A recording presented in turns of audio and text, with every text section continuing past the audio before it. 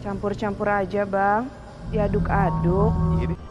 Hai semua, siapa nih di sini yang pernah naik delman? Payah kalian semua kalau belum pernah naik. Gak usah nonton video ini. Orang artis bobok cakepnya Jepang aja bela-belain datang ke Indonesia untuk naik delman. Canda ya guys, aku bukan orang pemarah kok. Aku lembut dan baik hati. Hari ini aku mau ringkas film Hantu Tanah Kusir. Film ini dirilis pada tahun 2010 dan disutradarai oleh Vindo Purnomo. Mengisahkan tentang delman setan yang berkeliaran di kompleks sekitar kuburan Tanah Kusir. Jadi yuk langsung aja kita mulai biar gak lama-lama. Yuk ngumpul sini yuk.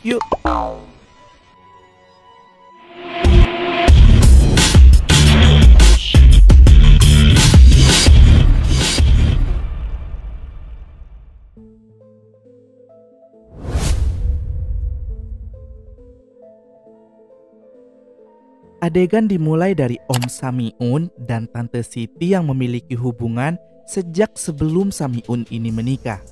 Mereka akan melakukan cocok tanam namun dilabrak oleh warga satu RT. Mereka berdua yang panik karena hubungan terlarangnya ketahuan akhirnya memilih untuk mengakhiri hidupnya dengan cara meminum racun. Mengetahui itu, Rohaye, istri sahnya Samiun dan para warga segera menyelamatkan Samiun, tapi meninggalkan Siti yang dalam keadaan sekarat. Di detik-detik kematiannya, Siti bersumpah akan balas dendam. Meski sudah diselamatkan, Samiun akhirnya meninggal juga beberapa tahun berikutnya karena frustasi dan sakit-sakitan guys. 3 tahun setelah kematian Samiun dan hampir 10 tahun kematian Siti, maksudnya Dausmini yang lagi Mama Bobo memilih untuk ngobrol bersama pohon. Dia curhat tuh sama pohon jika dia gak percaya sama yang namanya hantu. Kiwil yang buta meminta tolong untuk diantarkan ke kampung duri. Tapi karena si Daus ini lagi ngefly, dia salah membaca petunjuk jalan dan malah nyasar pergi ke kuburan Tanah Kusir. Delman setan pun muncul dengan Mbak Cantik sebagai kusirnya yang tak lain dan tak bukan adalah hantunya Siti. Si Daus malah menggodanya dan si kusir itu pun mencopot kepalanya yang membuat Daus akhirnya lari ketakutan. Hantu Siti lalu menghampiri Kiwil dan duduk di sebelahnya. Betapa terkejutnya Kiwil saat mengetahui wajah Mbak Siti ini hancur saat dipegang. Pagi harinya di pangkalan delman, Jupri, adik iparnya Samiun, tengah mangkal delman warisan dari almarhum kakak iparnya. Jupri kesal karena partnernya, Kirno, ini tuh ngoceh-ngoceh gak jelas. Dan akhirnya mereka memilih untuk pulang karena sepi penumpang. Akhirnya sampai di rumah, Jupri dimarahi sama kakak perempuannya, yaitu Rohaye. Gara-gara pulang gak bawa uang. Rohaye meminta agar Jupri berziarah ke makam Samiun supaya warisan delman itu jadi berkah dan membawa banyak penumpang. Rohaye juga meminta Jupri mengantar nasi uduk pesanan Pok Janet. Pok Janet meminta Jupri masuk ke kamarnya dan ya, terjadilah adegan wajib di film horor Indonesia. Malam harinya, Rohaye diteror oleh hantu Siti, si hantu cantik Tanah Kusir. Rohaye hampir terbunuh namun tiba-tiba muncullah seorang pria yang bernama Odong bersama turis wanita cantik dan seksi idaman para lelaki buat bahan cok tiap pagi. Yang membuat burungnya always berdiri. Siapa lagi kalau bukan Miawang? Maksudnya Bi, yang berperan sebagai Pauline, wartawan seksi di film ini guys. Odong berkata jika Pauline butuh tempat tinggal untuk menyelesaikan tugas tulisannya tentang angkutan unik khas Indonesia, khususnya Betawi, karena Pauline kan hanya di Jakarta aja tuh, dia gak keliling Indonesia. Nah, karena kondisi keuangannya juga lagi gak baik, Rohaye pun menerima Pauline tinggal di rumahnya jika dibayar, lalu menjadikan kamar Jupri untuk sewaan Pauline. Sementara itu, Jupri dengan terpaksa malam-malam usai narik delman pergi ke kuburan Samiun untuk menyiram kembang supaya Rohaye gak membacot terus. Saat Jupri menuju ke kuburan Samiun, Kirno yang mendapati wanita seksi tengah asyik menggodanya tuh. Dia mulai sadar jika si Jampang ini hilang saat menawarkan wanita itu tumpangan. Kirno pun panik dan mencari Jampang. Di kuburan, Jupri dipermainkan oleh tumbuhan dan batu nisan. Gak bilang setan karena gak ada penampakannya guys. Juprinya aja tuh yang heboh sendiri.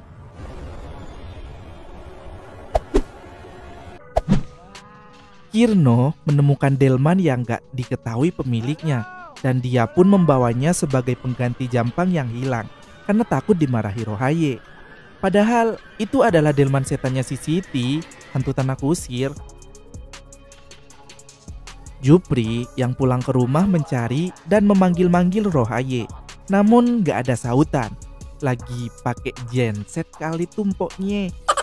Jupri pun langsung masuk ke kamar dan tidur. Sementara Rohaye dan Pauline ternyata tengah main masak-masakan di dapur yang jaraknya sekitar 1 kilometer dari rumahnya. Aku yang nyimpulin gitu guys. Gara-garanya Rohaye ini gak dengar teriakan Jupri tadi. Berarti kan emang jauh tuh dapurnya. Rohaye meminta Pauline ganti baju karena ketumpahan sambal. Ya iyalah, kalau gak segera ganti baju, ntar double T-nya kepanasan dong. Pauline langsung membuka baju dan membuat Jupri yang bertutup selimut di ranjang jadi haredang. Pauline yang menyadari ada tonjolan anunya Jupri dari dalam selimut hendak menyentilnya. Namun Rohaye tiba-tiba datang meminta Pauline untuk makan malam. Jupri memanfaatkan kesempatan itu untuk bersembunyi di dalam lemari. Ternyata di sana sudah ada Odong yang sudah standby dengan kamera ponselnya untuk ngerekam Pauline ganti baju guys. Mereka berdua pun keluar dari dalam lemari dan mulai berdebat saat Pauline keluar. Entah kenapa jadi posisi dogi gitu dan Pauline pun masuk lagi. Melihat mereka berdua seperti itu, Pauline mengira jika mereka mau. Pagi harinya, Kirno mengecat kaki kuda delmannya agar mirip Jampang supaya Jupri dan Rohaye gak curiga. Di pangkalan delman, tiba-tiba banyak orang datang untuk menaiki delmannya Jupri. Dan anehnya, mereka semua gak mau diantar oleh delman lain. Jupri pun kebanjiran job dan mengira itu berkat berziarah ke kuburan. Padahal itu karena delman setan. Pok Rohaye pun sangat girang karena uang hasil tarikan delman Jupri hari ini sangat banyak. Malam harinya, saat di kamar, Jupri gak menyadari jika dia diikuti dan diganggu oleh hantunya Siti. Dan di luar, delmannya berjalan sendiri mencari sesuap nasi. Mungkin sih. Kirno berseteru dengan penjual nasi goreng gara-gara harganya kemahalan. Dia lalu bertemu Kiwil yang sedang pesan nasi goreng pada pohon. Karena kasihan, Kirno mengantar Kiwil ke tukang nasgor tadi. Dan di sana Kiwil yang mesen nasgor anjing. Sementara saat perjalanan pulang, Kirno didatangi oleh Siti hantu tanah kusir yang membuat Kirno pingsan karena ketakutan. Kiwil jadi mules saat makan nasgor karena kepedesan. Dia pun pamit untuk dulu tuh. Dan tukang nasgor didatangi hantu Siti yang membuat penjual nasgor itu lari terbirit-birit. Kiwil yang kembali usai melanjutkan makan. Entah udah cebok apa belum tuh tangan. Dia lalu meminta telur dan hantu Siti yang duduk di sebelahnya memberikan bola mata yang membuat Kiwil ketakutan saat menyadarinya.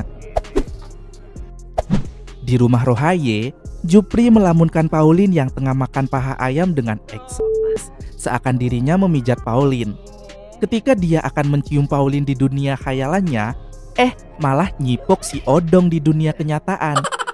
Para encong lanjut usia tengah berjoget-joget. Entah apa maksudnya tuh encong-encong.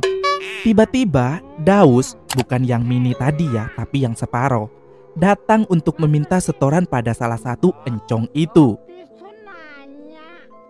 Jupri masuk ke kamar Pauline menggunakan kunci cadangannya. Dan dia lalu berselimut. Odong datang dan meraba-raba anunya Jupri karena dikira Pauline. Mereka pun mulai berantem gak jelas. Dan Pauline masuk saat mereka sedang dalam posisi gitu. Pagi hari, Kirno terkejut saat terbangun malah memeluk kuburannya Siti, si hantu tanah kusir. Jupri dan Pauline menaiki delman untuk jalan-jalan keliling. Mereka meninggalkan Odong yang lagi siap-siap untuk ikut. Rohaye lalu meminta Odong untuk mengantar nasi uduk pesanannya Pok Janet. Sampai di rumah Janet, Janet mengira Odong ini adalah Jupri. Dia meminta supaya langsung datang ke kamarnya aja dan mulailah adegan haredang. Janet lalu terkejut saat mengetahui yang mengantar nasi bukanlah Jupri, dan dia tambah terkejut lagi mengetahui suaminya tiba-tiba pulang tanpa memberi kabar. Segera dia meminta Odong bersembunyi. Odong pura-pura menjadi tukang keran saat ketahuan oleh suaminya Janet. Jupri dan Pauline yang tengah jalan-jalan dengan delman dihadang oleh Kirno.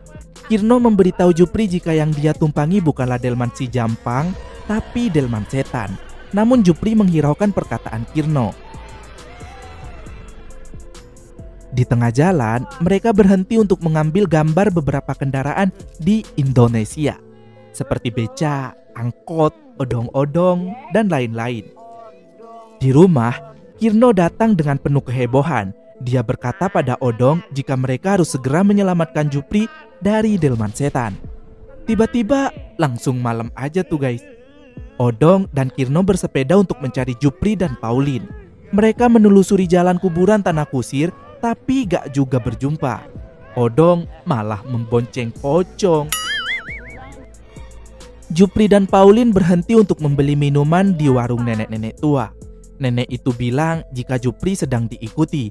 Tapi Jupri menghiraukan perkataannya dan mengira nenek itu genit. Mereka pun minum-minum tertawa bahagia penuh canda. Pauline melihat busa di bibir Jupri dan memberitahunya. Namun karena keterbatasan bahasa, Jupri jadi mengira Pauline ingin yang aneh-aneh. Jupri, dasar otak mesum. Sementara itu, Odong dan Kirno yang berseturu masalah pocong menemukan Jampang, delman peninggalan Samiun. Mereka pun bergegas pulang, dan di rumah Rohaye kembali diteror oleh hantu Siti sampai pingsan. Kirno yang baru sampai segera menolongnya. Jupri dan Pauline sendiri yang kedapatan hujan deras memilih untuk meneduh di sebuah rumah kosong. Dan benar saja, rumah itu adalah rumahnya Siti yang sudah mati. Rohaye menceritakan kejadian masa lalunya pada Kirno dan Odong. Mereka terkejut dan segera bergegas mencari Jupri dan Pauline karena mengetahui mereka sedang dalam bahaya. Sebab hari itu rupanya bertepatan dengan hari kematian Siti 10 tahun yang lalu, tanggal 15. Dan Jupri Pauline akan menjadi korban dendam amarah sumpah Siti yang diucapkan sebelum dia mati. Jupri dan Pauline sudah mulai diteror oleh Siti dan memaksa keduanya meminum racun yang entah dapat dari mana. Segera setelah itu, Rohaye datang dan menyuruh Siti untuk membunuh dirinya saja, karena mereka berdua ini gak tahu apa-apa. Saat Siti memaksa Rohaye minum racun, tiba-tiba arwah Samiun datang untuk menjemput Siti ke alam sono dan membiarkan yang hidup tetap hidup. Sebelum membawa Siti ikut bersamanya, Samiun meminta maaf pada Rohaye. Suasana pun penuh haru. Beberapa minggu kemudian, di hari terakhir Pauline sebelum pulang ke Jepang, Jupri mengajaknya keliling menaiki delman sambil memakai baju adat tradisional Betawi. Mereka menaiki delman bersama Kirno, Odong, dan juga Kiwil yang ditemukan di pinggir jalan saat hendak nyebrang. Tiba-tiba, ending yang sangat membanggakan Indonesia, bukan? Sungguh benar-benar berkesan. Tamat, bye-bye.